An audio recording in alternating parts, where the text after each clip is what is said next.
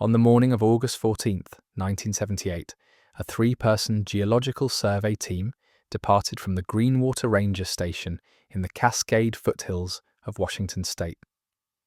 Their assignment was routine, mineral sampling and topographical mapping along a limestone ridge designated as Sector 7G in federal land management documents. The ridge had been visited twice before that summer, without incident. By nightfall, none of them had returned. By the end of that week, the ridge would be closed to all personnel. By the end of that month, it would be removed from public trail maps.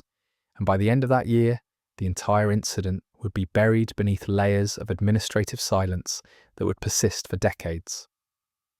This is the story of what happened at Greenwater in 1978 and the bureaucratic protocols that followed, a mystery built not from speculation, but from the careful examination of documents, testimonies, and the conspicuous absences within official records. Let the weight of the day begin to settle now. Notice where you're listening from, the temperature of the air around you, the surface beneath you. There's no urgency here, only questions, evidence, and the slow unfolding of a story that has waited more than 4 decades to be told with care. The Cascade foothills, in late summer, are a study in quiet contrasts. Douglas fir and western hemlock create canopies so dense that even midday light arrives, filtered and soft. The undergrowth is thick with salal and Oregon grape, and the air carries the scent of decomposing needles and damp stone. In 1978, this particular ridge, 3 miles from the nearest maintained trail, would have been accessible only to those with specific authorization and topographical maps that were never distributed to the public. The silence there is not the silence of absence, but of layers, wind moving through hundreds of feet of conifers, the distant trickle of snowmelt-fed streams, the occasional crack of a branch settling. It's the kind of silence that makes you aware of your own breathing. Let your breathing slow now. Let the story carry you. Chapter 1. The Cartography of Restricted Land. The ridge that would become known internally as Silent Ridge, though that designation would never appear in any publicly accessible document, was first surveyed in detail during the summer of 1974, 4 years before the disappearance. It was part of a broader mineral assessment initiative conducted by the United States Geological Survey in coordination with the Bureau of Land Management. The goal was straightforward: catalogue potential mineral deposits on federal land in anticipation of future extraction needs. What made this particular ridge noteworthy in those early surveys was not what was found, but what was noted in the margins of field reports. Unusual magnetic readings, inconsistent compass behaviour at certain elevations, and a geological formation, a series of limestone sinkholes and small cave systems that appeared to extend far deeper than initial ground-penetrating radar could definitively map. The lead surveyor in 1974, a man named Malcolm Hendricks, would later describe the ridge in an internal memo as geologically active in ways that warrant further specialised study. That memo, obtained through a Freedom of Information Act request filed in 2003, contains a single redacted paragraph between the geological observations and the recommendation for follow-up surveys. The redaction itself is unremarkable. What is remarkable is that every subsequent document referencing that specific section of ridge contains a similar redaction in approximately the same location. By 1976, the ridge had been designated for restricted access. This was not unusual. Hundreds of geological study sites across federal land carried similar restrictions, intended to prevent interference with ongoing research or to protect sensitive ecological zones. What was unusual was the lack of a stated reason. Most restriction orders cite specific justifications: endangered species, habitat, archaeological sensitivity, unstable terrain. The order for this ridge, dated March 1976, simply notes administrative discretion and lists no expiration date. The Greenwater Ranger District which held jurisdiction over the area, received the restriction order without explanation. Rangers were instructed to deter civilian access, but were given no information about what research, if any, was being conducted. 2 rangers who worked the district in those years would later recall, in separate interviews conducted in the 1990s, that they found the restriction puzzling because they were never informed of any active scientific presence in the area. Yet survey teams did visit, at least twice in the summer of 1978, before August. Small teams, typically 2 to 4 people, arriving with federal credentials and minimal equipment. They would hike in at dawn, spend the day in the field, and return by dusk. They filed their reports through channels that bypassed the ranger station entirely. The ridge itself is not dramatic in appearance. It rises approximately 800 feet above the surrounding terrain, heavily forested, with exposed limestone outcroppings visible only at the summit and along the eastern slope. The sinkholes noted in the 1974 survey are small, most no more than 10 feet in diameter, and clustered in a roughly linear pattern that suggests an underlying fracture or dissolution channel in the bedrock. Some are deep enough that dropped stones take several seconds to hit bottom. Others are shallow depressions, choked with vegetation. In summer, the ridge is dry. By late autumn, it becomes a maze of mud and standing water. The soil is thin, the bedrock close to the surface, and the hydrology is poorly understood. Water that falls as rain or snowmelt does not run off in predictable ways. It vanishes into the karst geology, re-emerging in springs and seeps miles away, or not at all. It is, in short, the kind of place that invites careful study, and in August of 1978, 3 people arrived to conduct exactly that. Chapter 2. The survey team of August 1978. The team consisted of 3 individuals. Dr. Evelyn Marks, a geologist with 12 years of fieldwork experience primarily in the Pacific Northwest. Thomas Carver, a younger field technician specializing in sample collection and ground-penetrating radar operation. And Angela Sims, a cartographer and GIS specialist on temporary assignment from the Department of the Interior. Dr. Marks was 41 years old, a graduate of the University of Washington, and had published extensively on limestone karst formations and groundwater systems. Her work was respected but not widely known outside of specialized geological circles. She had worked on federal land surveys before, and her field logs from previous assignments reveal a meticulous, methodical approach. She documented everything: weather conditions, equipment readings, soil composition, even the presence or absence of animal tracks. Carver, 29, had worked with Dr. Marks on 2 previous surveys, both in Oregon. He was known among colleagues as reliable and physically capable, someone who could carry heavy equipment over difficult terrain without complaint.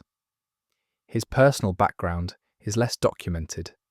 He had no immediate family, a detail that would later become significant in a bureaucratic sense as it simplified certain administrative processes. Sims, 34, had been with the Interior Department for 6 years. Her role on the August survey was to verify and update topographical data collected in the 1974 survey using more refined GPS equipment that had recently become available for civilian federal use. She was methodical and quiet, according to those who worked with her on prior assignments. She had family in Seattle, parents, a sister, and had spoken of plans to visit them after the Greenwater assignment concluded. The 3 met for the first time on August 12th at the USGS Regional Office in Tacoma. They reviewed the scope of work: 3 days of fieldwork focused on the eastern slope and summit area of the ridge. Objectives included mineral sampling, updated elevation mapping, and closer investigation of the sinkhole formations. They would camp on site to maximize daylight hours in the field. On the evening of August 13th, they checked in at the Greenwater Ranger Station, a small log structure that served as the administrative hub for the surrounding wilderness area. The ranger on duty, a man named Dale Erickson, logged their arrival, confirmed their federal credentials, and noted their intended route and return date. Standard procedure. He would later recall that the team seemed well prepared and in good spirits. Dr. Marks asked a few questions about recent weather and whether there had been any unusual animal activity in the area. Erickson said there had not. They departed on foot at approximately 7:15 the following morning, August 14th. They carried standard field equipment, tents, food for 4 days, water filtration supplies, geological hammers, sample containers, a portable radar unit, radio equipment, and topographical maps. The hike to the ridge was estimated at 3 hours.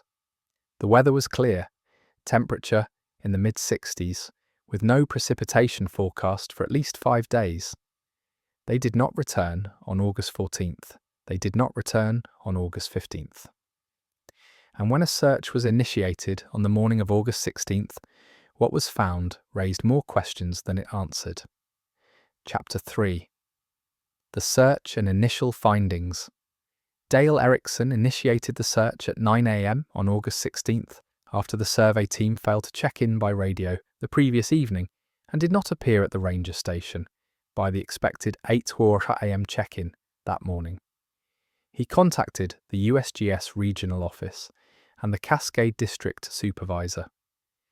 A search and rescue operation was organised quickly, drawing personnel from the Ranger Service, volunteer search teams, and federal authorities given the official nature of the missing team's assignment.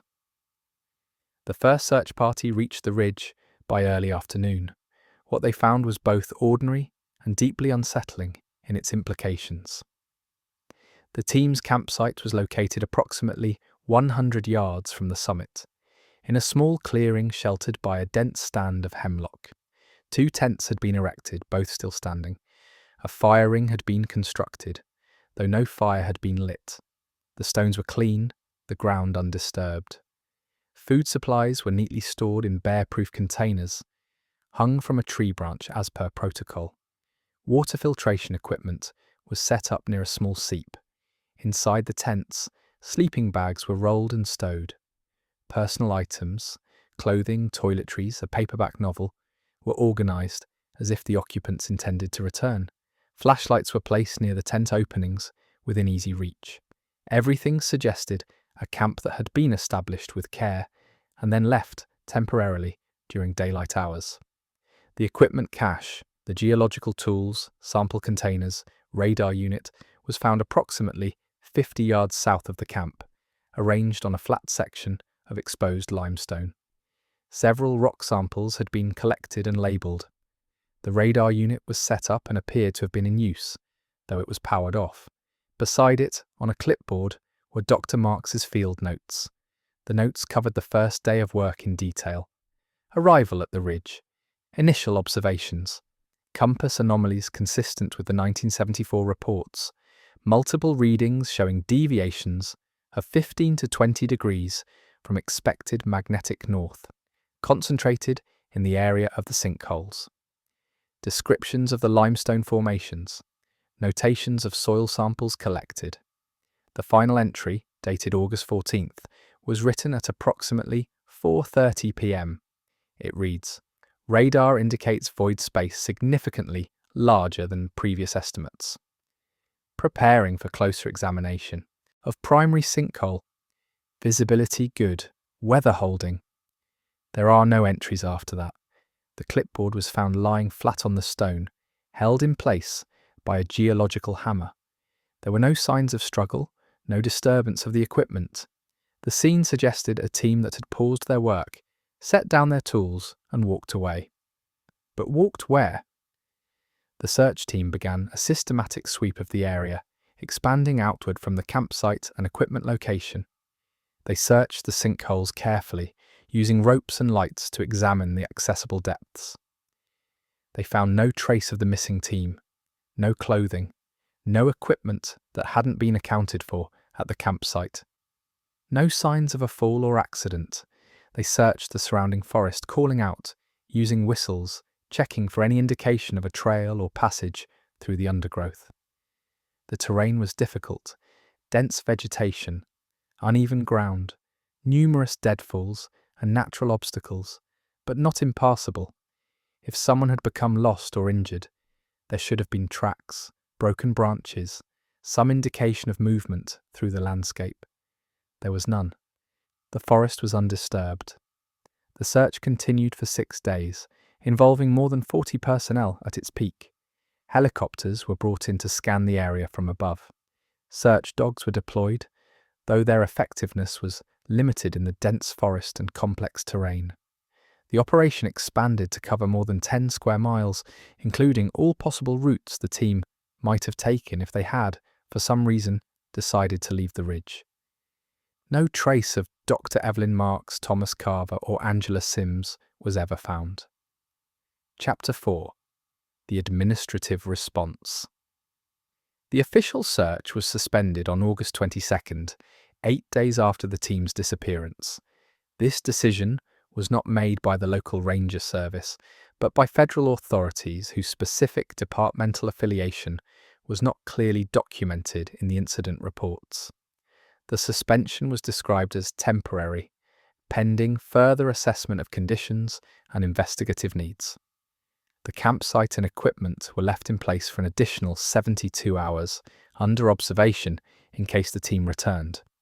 When it became clear they would not, everything was photographed extensively, catalogued, and removed.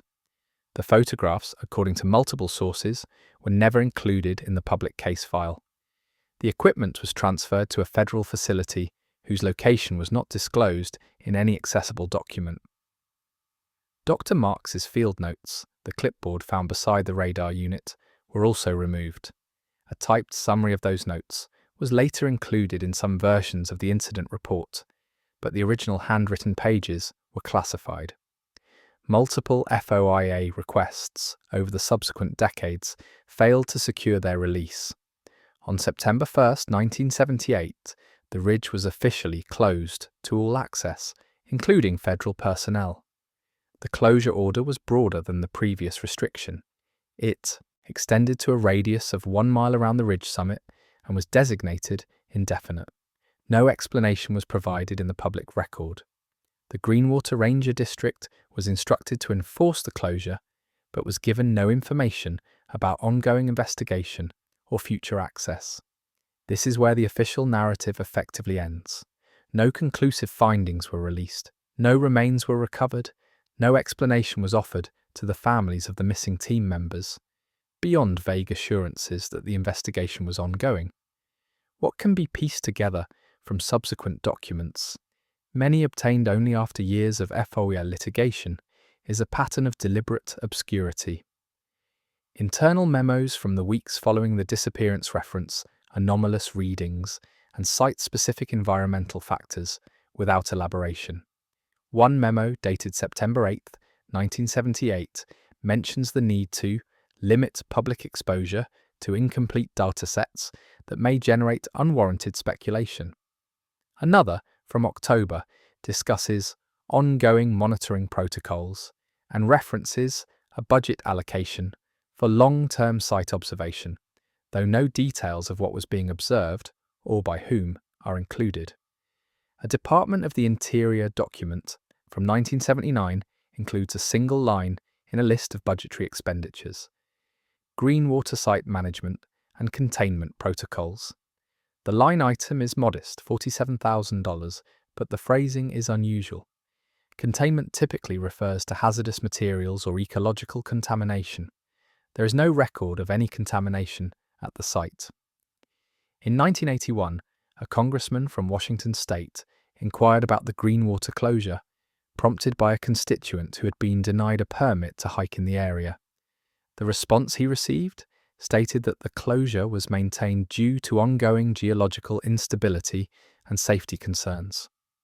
When pressed for details, the response was that the instability was seismic in nature and that the area was being monitored by the USGS. This explanation is curious. The Greenwater region is not seismically active.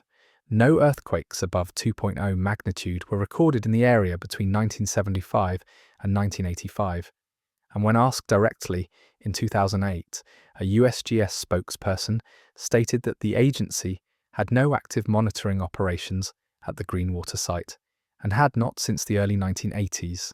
The closure remains in effect as of this recording, more than 4 decades later. The ridge is not marked on current USGS topographical maps. It does not appear in any federal wilderness guides. There are no trails, no signage, no acknowledgement of its existence beyond the administrative boundaries recorded in restricted land management databases. And yet, according to testimony from hikers and local residents over the years, there are occasional signs of activity in the area. Unmarked vehicles seen on access roads in the early morning hours, helicopter overflights with no identification markings, sections of the forest where the underbrush has been cleared in neat, deliberate patterns visible only from certain angles or elevations. None of this has been confirmed. All of it has been documented. Chapter 5. Geological anomalies and karst systems. To understand what might have happened on the ridge, it is necessary to understand the geology beneath it, a landscape shaped over millions of years by water pressure and the slow dissolution of stone. Limestone karst formations are common throughout the Cascade foothills. They form when slightly acidic groundwater percolates through cracks and fissures in limestone bedrock, gradually dissolving the stone and creating voids, caves, channels, underground rivers. Over time, these voids can grow extensive, forming networks that stretch for miles beneath the surface. Sinkholes occur when the roof of a void collapses, either suddenly or gradually, creating an opening to the surface. The ridge at Greenwater sits atop a limestone formation that is estimated to be between 200 and 300 feet thick in places. Beneath that, according to geological surveys from the 1970s, lies a layer of less permeable rock, shale and sandstone, that likely acts as a barrier to deeper water penetration.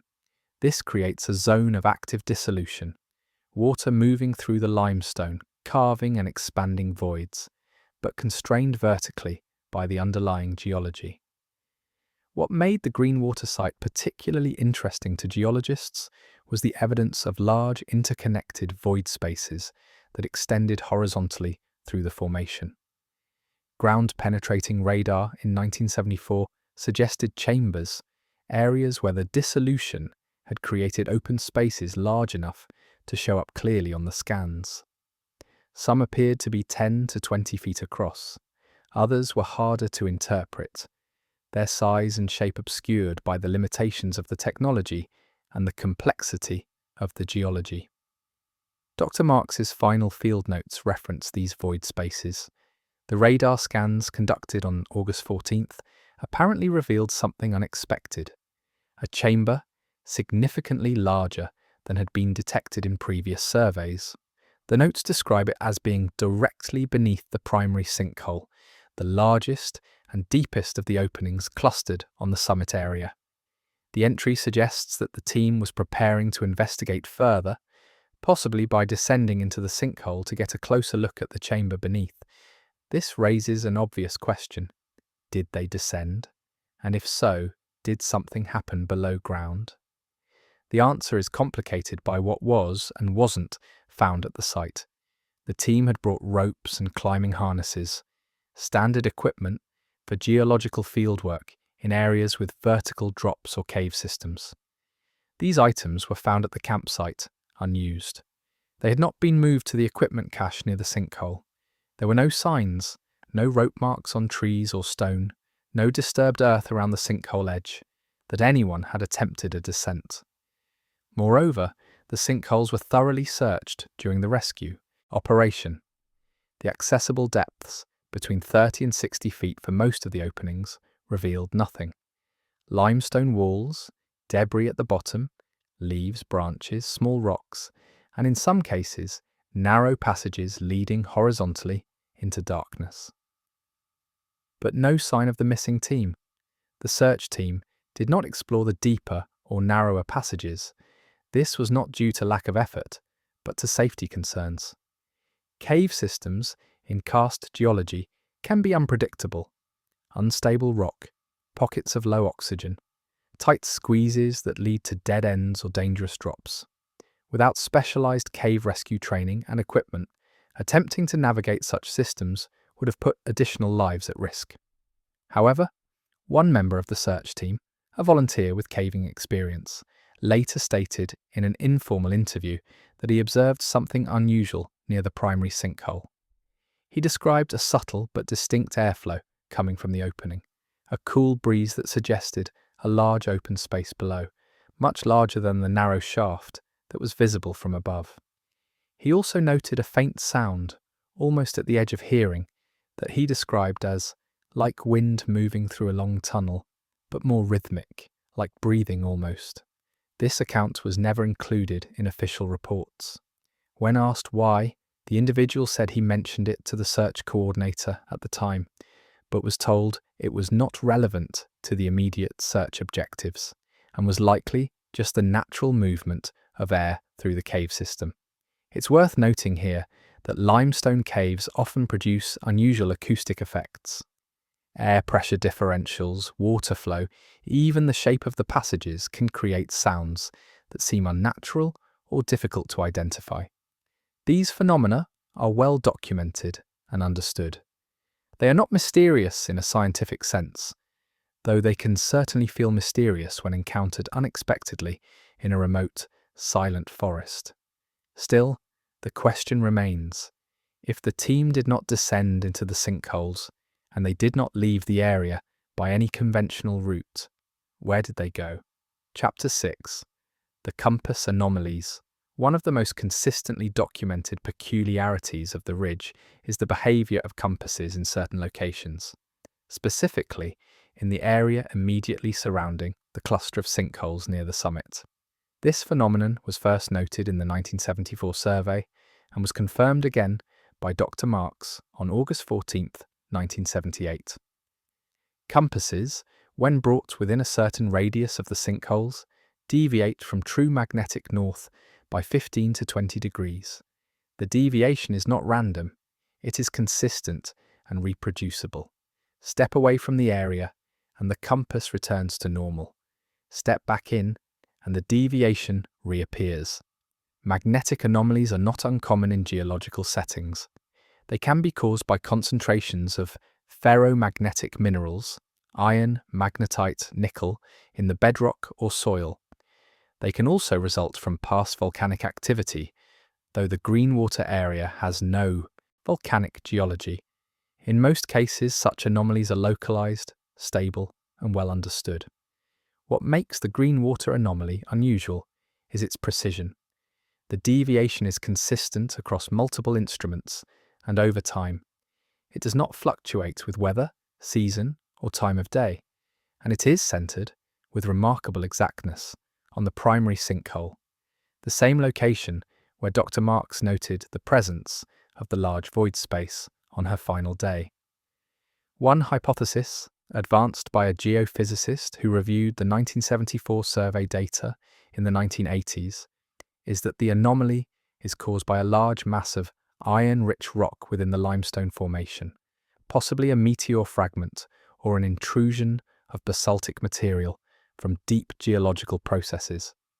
Such a mass, if positioned correctly, could create a localized magnetic field strong enough to affect compasses. This hypothesis is plausible but unconfirmed. No samples of iron-rich rock were found in the surface geology, and the limestone itself is relatively pure, with low concentrations of metallic elements. To confirm the presence of such a mass would require drilling or ground-penetrating surveys more sophisticated than those available in the 1970s. Another possibility, less conventional but worth considering, is that the magnetic anomaly is related to the geometry of the void spaces beneath the surface. There are documented cases, rare but real, where the shape and orientation of underground cavities can affect magnetic fields in subtle ways, particularly if the cavities contain water or mineralized deposits. This effect is poorly understood and difficult to model, but it exists. What cannot be easily explained is why the anomaly was of such interest to federal authorities. Magnetic deviations, even unusual ones, are typically of concern only to geologists and surveyors. They do not usually warrant site closures, classifications, or decades of administrative silence, unless, of course, the anomaly was not the primary concern, unless it was simply one symptom of something else, something that became apparent only after the survey team disappeared. In the weeks following the disappearance, according to one partially redacted memo obtained through FOA, a team of specialists was brought to the site to conduct electromagnetic environment assessment. The memo does not specify who these specialists were or what agency they represented. It notes only that they conducted measurements over a period of 4 days and that their findings were forwarded to appropriate oversight entities. Those findings have never been released. The specialists have never been identified. And the electromagnetic environment of the ridge, whatever its true nature, remains a matter of speculation. Chapter 7. Theories and speculations. In the absence of definitive answers, theories proliferate. Some are grounded in geological and environmental science. Others venture into the speculative or the improbable. All deserve examination, if only, to understand the range of possibilities. Theory 1. The team fell victim to a sudden geological event. This is the most straightforward explanation. Karst terrain is inherently unstable. Sinkhole collapses, though rare, can occur without warning. A section of ground that appears solid can, under certain conditions, give way, dropping anyone standing on it into a void below. The problem with this theory is the lack of evidence. There were no fresh collapses observed at the site. The sinkholes showed no signs of recent instability, no cracked earth, no disturbed vegetation, no loose rock. If a collapse had occurred large enough to swallow 3 people and their immediate surroundings, it would have left visible evidence. None was found. Theory 2. The team descended into a cave system and became lost or trapped. This theory aligns with the field notes, suggesting an interest in exploring the void spaces beneath the sinkholes. Perhaps they descended despite not bringing their climbing gear to the equipment cache. Perhaps they found a passage they believed safe and followed it into the subsurface, becoming disoriented or trapped by a collapse behind them. The difficulty here is the absence of entry points. The sinkholes, while deep, do not show obvious access to horizontal passages at their bases. And if the team had descended, why would they have left their ropes and harnesses at the campsite? Experienced field researchers do not enter potentially dangerous terrain without proper equipment. Theory 3. The team encountered an environmental hazard. Limestone caves can contain pockets of low oxygen or accumulations of carbon dioxide, gases that are heavier than air and can settle in depressions or enclosed spaces. Exposure to such gases can cause disorientation, unconsciousness, or death within minutes. If the team encountered such a hazard, they might have been incapacitated before they could retreat or call for help. However, this scenario requires that all 3 members were affected simultaneously and that their bodies were somehow removed or concealed. It also does not explain why their equipment was left undisturbed or why the search found no trace of them. Theory 4. The team left the site intentarily, for reasons unknown. This theory suggests that the disappearance was not an accident, but a choice. Perhaps they discovered something that prompted them to leave immediately, without returning to gather their belongings or inform authorities. Perhaps they were instructed to leave by someone with authority over their work. This theory is difficult to support. The team had no known reasons to abandon a survey mid-operation.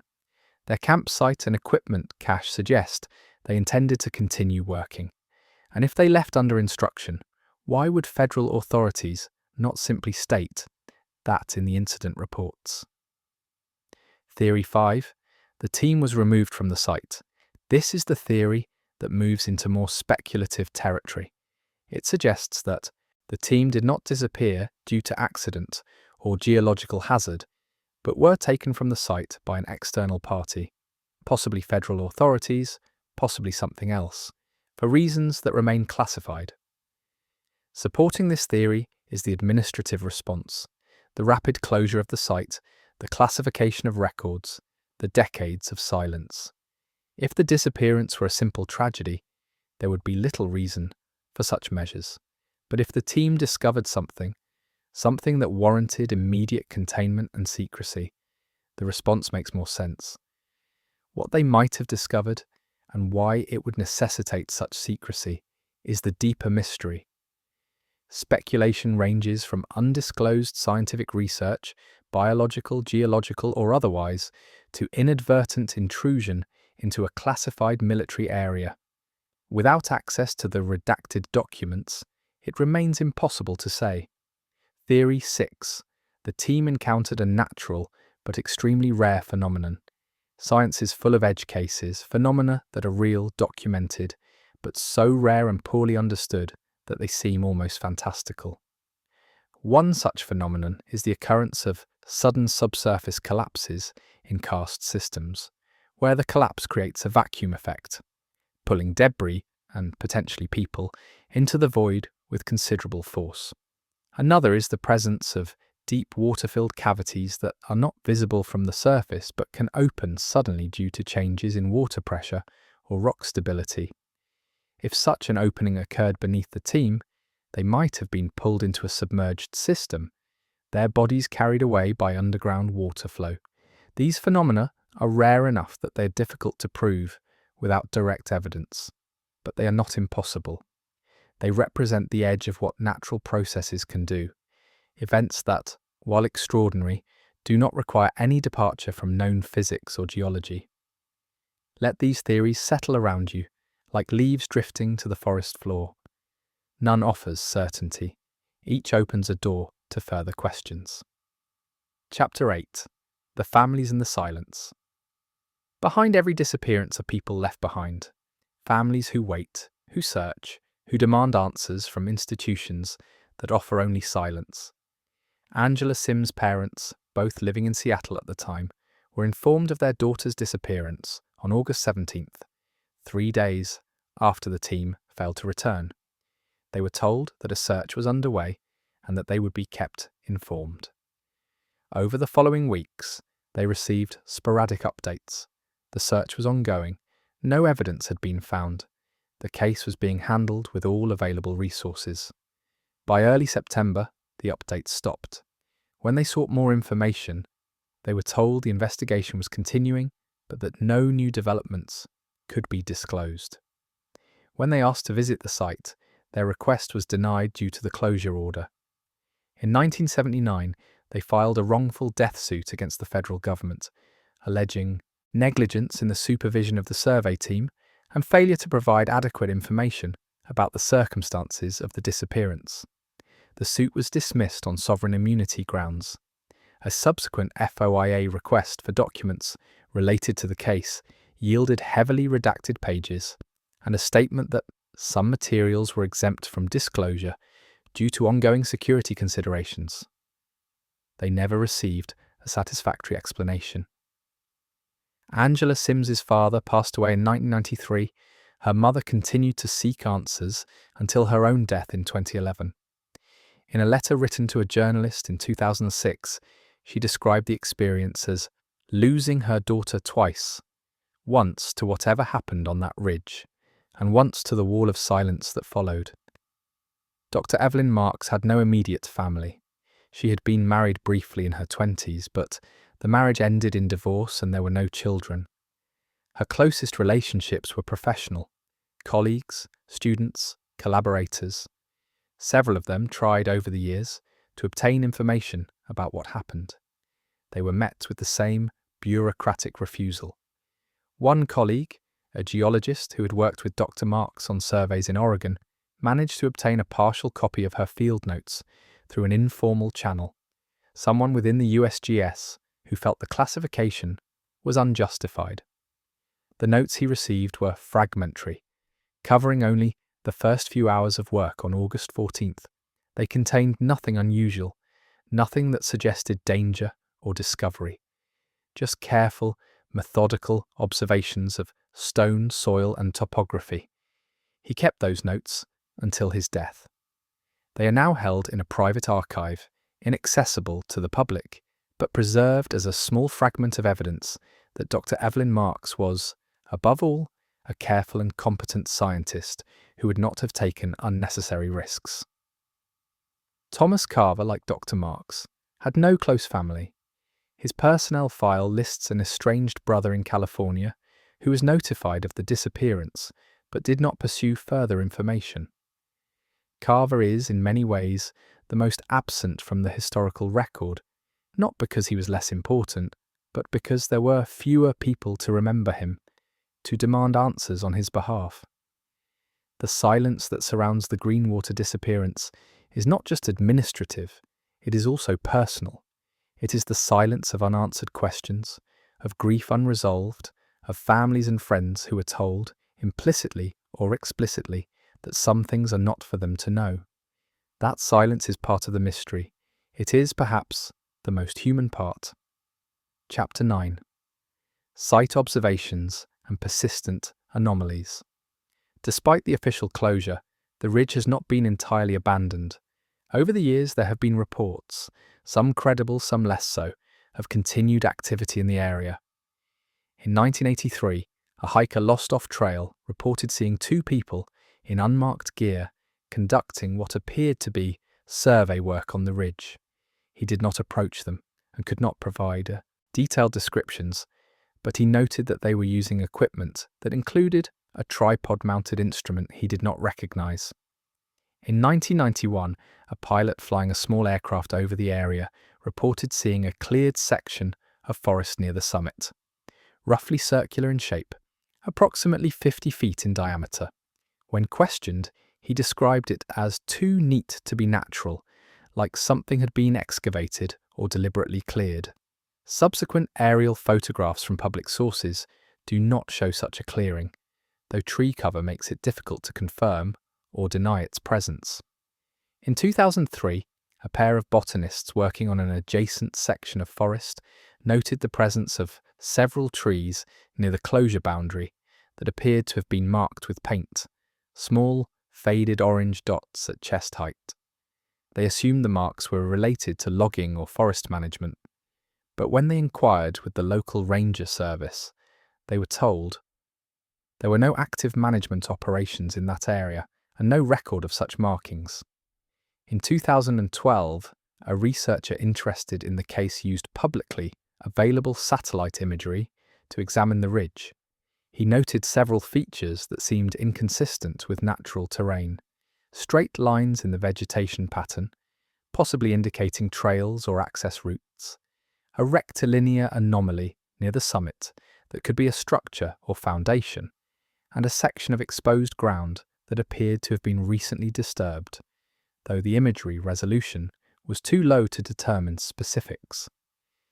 None of these observations have been confirmed through ground investigation, as access remains prohibited. They remain suggestive, but not conclusive. There are also less tangible reports. Over the years, people living near Greenwater have mentioned occasional nighttime lights on the ridge, not bright or dramatic, but subtle, like the glow of lanterns or low-intensity work lights. Others have reported the sound of helicopter rotor wash echoing off the mountains in the early morning hours, though no aircraft are visible. These reports are anecdotal and impossible to verify. They could be explained by unrelated activity, forestry work, private helicopter traffic, the misidentification of natural phenomena like bioluminescent fungi or distant wildfires. But their persistence, decade after decade, adds texture to the larger narrative. What is not anecdotal is the continued existence of the closure order. The ridge remains off limits, the justification unchanged. Geological instability. Requests for updated seismic data or specific information about the nature of the instability have been met with vague responses or no response at all. The question is not whether something happened at Greenwater in 1978. Clearly, something did. 3 people disappeared, and the site was immediately and permanently restricted. The question is what continues to justify that restriction more than 40 years later. Geological instability does not persist indefinitely. Monitoring protocols are not maintained for decades without cause. Budgets are not allocated year after year for sites that pose no ongoing concern. Something about the ridge, its geology, its magnetic properties, whatever lies beneath its surface, remains of interest to someone. And whatever that interest entails, it is deemed sufficient to warrant silence. Chapter 10. The larger pattern. The Greenwater disappearance does not exist in isolation. Across the United States, there are dozens of similar cases, isolated incidents involving researchers, surveyors, or explorers who vanished in remote areas, often followed by administrative closures and classification of records. Some of these cases are easily explained. People get lost, accidents happen, nature is unforgiving, and wilderness areas are vast. But some cases share features that make them harder to dismiss. The absence of remains, the rapid administrative response, the redaction of documents, the long-term restrictions. In 1963, a geologist working in Utah's Uinta Mountains disappeared during a routine field survey. His campsite was found intact, his equipment undisturbed. The area was closed to civilian access shortly after, with a stated reason of unstable rock formations. The closure remains in effect. In 1972, 2 researchers studying groundwater systems in Kentucky's Mammoth Cave region failed to return from an underground expedition. A search found their equipment at the entrance to a rarely explored section of the cave system, but no trace of the researchers themselves. The section of cave was sealed, and access records were classified. In 1985, a team of 4 conducting forestry research in the boundary waters of Minnesota disappeared over the course of a single night. Their canoes were found at their campsite, their gear neatly packed. The area was temporarily closed, then reopened 6 months later, with no explanation provided for the disappearance. These cases, and others like them, form a pattern that is difficult to ignore, but equally difficult to interpret. Are they connected? Are they the result of a single ongoing phenomenon? Or are they simply the inevitable edge cases of human activity in vast and dangerous landscapes? Tragedies that, due to their unusual circumstances, attract administrative caution and bureaucratic secrecy? The answer may lie in what these sites have in common. Many are geologically active, karst systems, volcanic regions, areas with unusual mineral deposits. Many involve magnetic or electromagnetic anomalies, and many are in remote, difficult to access areas where the line between federal oversight and public access is already blurred. What we are left with is a mosaic of evidence: documented disappearances, classified records, long-term closures, and the persistent questions of those who believe the official explanations are incomplete. The Greenwater Ridge is one piece of that mosaic, a small piece perhaps in the larger geography of Ura mystery, but a piece nonetheless, precisely documented, carefully obscured, and quietly enduring. Chapter 11. Synthesis and the limits of knowing. After all the evidence has been examined, all the theories considered, we arrive at the same place: a clearing in a forest, a cluster of sinkholes in limestone, and the absence of 3 people who were there one day and gone the next. What can be said with certainty is limited but important. 3 qualified, experienced professionals disappeared from a restricted federal survey site in August 1978. Their disappearance was sudden and left no conventional evidence, no signs of struggle, no indication of accident, no remains. The site was immediately and permanently closed to all access, and records of the incident were classified or heavily redacted.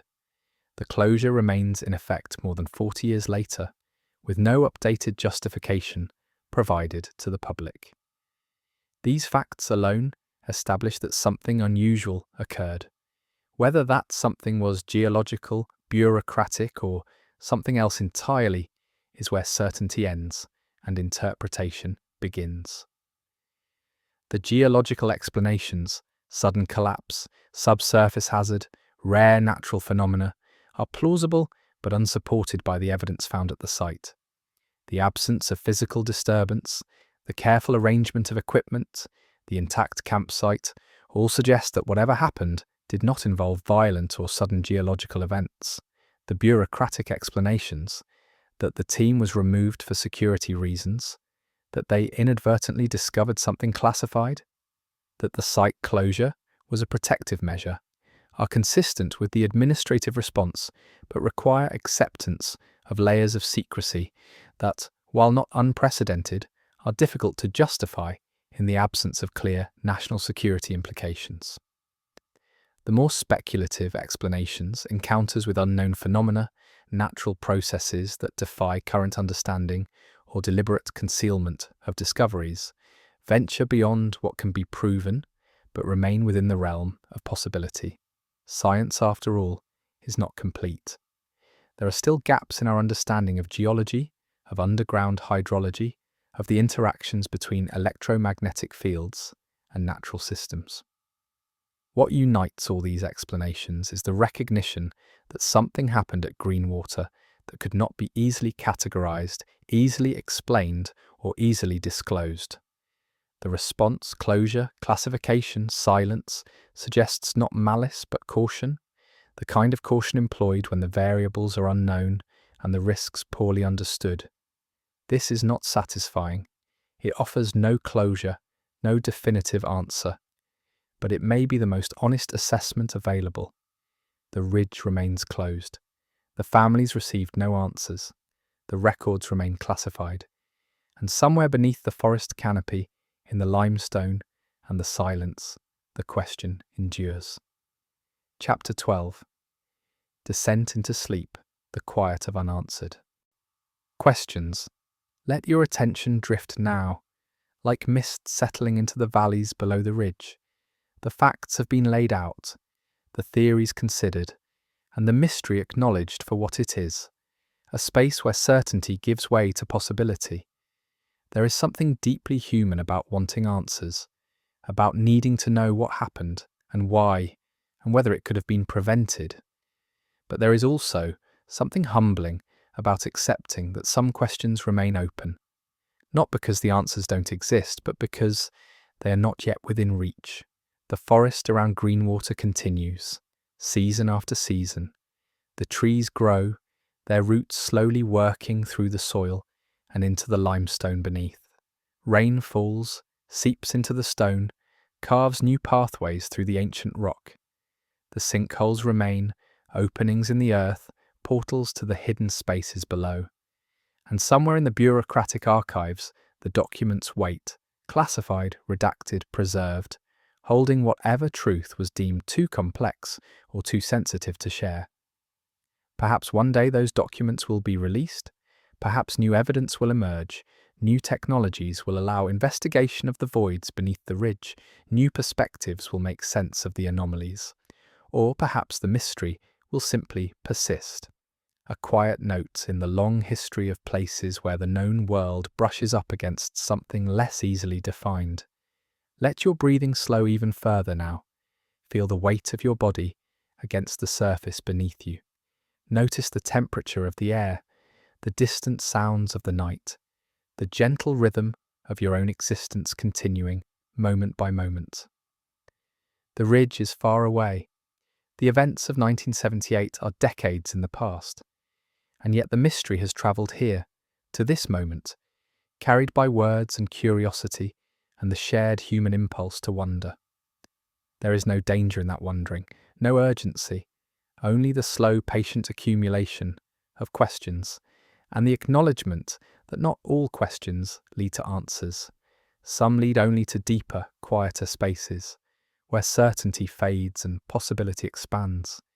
Imagine the ridge now, as it might be tonight, darkness settling among the trees, the sinkholes invisible in the blackness, waiting as they have waited for millions of years. The compass anomaly, persistent and silent, bending magnetic fields in ways that no one observes, and beneath it all, the stone, layered, ancient, carved by water into labyrinthine forms that have never been fully mapped. There is a stillness to such places, a kind of peace that comes from being beyond the reach of easy explanation. They exist, they endure, and they do not offer themselves up readily to understanding. That stillness is here now, in this moment, in the space between waking and sleep. Let it settle around you. Let the unanswered questions rest, held gently, but not gripped tightly. Let the mystery be what it is, a door slightly ajar, a path leading into shadow, an invitation to wonder without the burden of certainty. Dr. Marks, Thomas Carver, Angela Sims, their names rest now in the quiet archive of disappeared things, alongside all the other questions history has not yet answered. They went into the field as professionals, as explorers of the physical world, seeking to understand the stone beneath their feet. What they found or didn't find, or whether they are still there in some form we cannot detect, these are unknowns, and unknowns, for all their discomfort, are also spaces of rest. They require nothing of us except acceptance. Let that acceptance be your companion now, as the words slow, as the story settles into memory, as your awareness drifts towards sleep. The ridge is there, and will be there, and will continue to hold its secrets whether we wake or dream. The trees sway in the wind, the sinkholes open to darkness. The stone beneath holds its voids, its water, its peculiar magnetic charge, and somewhere in the archive, the documents rest sealed and silent. All of it endures, all of it waits, and none of it demands anything from you now. Let go, let the mystery be, let the questions remain unanswered. Let sleep come, slow and soft, like fog filling the valleys, like night settling over the ridge, like the long, patient breath of the forest. In the end, the truth remains open to interpretation.